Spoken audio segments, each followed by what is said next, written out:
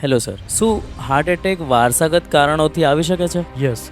સો આપણે વાત થઈ કે એટેક જે છે એના માટેના મેઇનલી બે ફેક્ટર્સ છે, મોડિફાયેબલ અને નોન મોડિફાયેબલ. મોડિફાયેબલ એવા ફેક્ટર્સ છે કે જે તમે ચેન્જ કરી શકો છો. Like smoking is one of the main risk factor. Smoking, tobacco chewing, obesity આ તમે મેનેજ કરી શકો છો. BP, diabetes. પણ બીજા એવા ફેક્ટર્સ છે તમે ગમે તેટલું સાચવો એ તમને એટેક આવવાનો હોય તો આવવાનો જ છે. એવા બે ફેક્ટર્સ છે. એક છે વારસાગત, કે તમે જે મમ્મી પપ્પાના રંગસૂત્રો લઈને જન્મ્યા છો એ તમારામાં જો એક્ટિવ થશે તો એટેક આવવાનો છે તો આવવાનો જ છે. એ જસ્ટ ક્યારે આવે ફિક્સ નથી હોતું. સો વારસાગત બહુ મેઇન છે. તમે સાંભળતા હશો કે અમુક લોકોના ફેમિલીમાં દાદાનું પણ મૃત્યુ એટેકથી થયું હોય, પપ્પાનું પણ એટેકથી થયું હોય, એમના ભાઈ બહેનનું પણ મૃત્યુ એટેકથી જ થતું હોય. ભલે કોઈ રિસ્ક ના હોય, રોજ 10 કિલોમીટર ચાલતા હોય, દોડતા હોય, કોઈ જ તકલીફ ના હોય, ને સડનલી કાર્ડિયક એરેસ્ટ થાય ને એટેક આવીને મૃત્યુ પામતા હોય છે. અને બીજું ફેક્ટર છે મેલ ફિમેલ. શું કહેવાય કે મેનોપોઝ પહેલા મેલ અને ફિમેલની કમ્પેરિઝન કરીએ તો મેલમાં એટેકના રિસ્ક વધારે હોય છે, પણ મેનોપોઝ પછી બંનેમાં રિસ્ક સરખું હોય છે. સો ઓવરઓલ મેલમાં રિસ્ક ફિમેલ કરતાં વધારે હોય છે. સો વારસાગત અને મેલ હોવું આ બંને એટેક માટે